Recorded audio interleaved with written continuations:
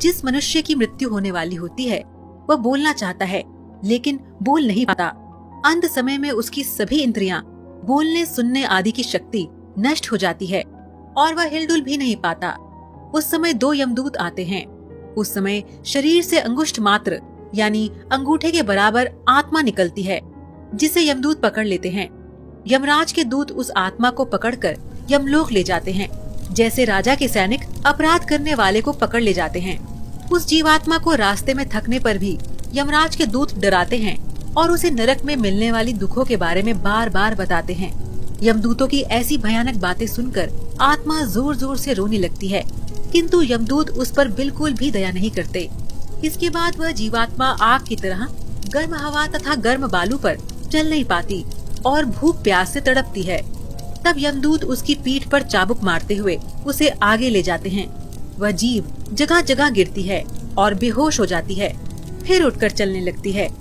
इस प्रकार यमदूत जीवात्मा को अंधकार वाले रास्ते से यमलोक ले जाते हैं।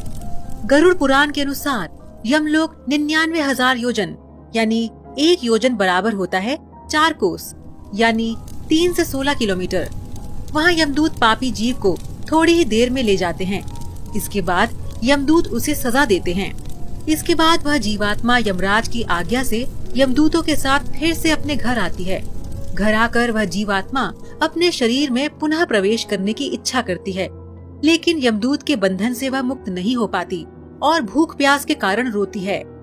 पुत्र आदि जो पिंड और अंत समय में दान करते हैं, उससे भी उसकी तृप्ति नहीं होती। इस प्रकार भूख प्यास से युक्त होकर वह जीव यमलोक जाता है। इसके बाद उस आत्मा के पुत्र आदि परिजन यदि पिंडदान नहीं देते हैं तो वह प्रेत बन जाती है और लंबे समय तक सुनसान जंगल में रहती है। गरुड़ पुराण के अनुसार मनुष्य की मृत्यु के बाद 10 दिन तक पिंडदान अवश्य करना चाहिए। पिंडदान से ही आत्मा को चलने की शक्ति प्राप्त होती है। शव को जलाने के बाद मृत देह से अंगूठे के बराबर का शरीर उत्पन्न होता है।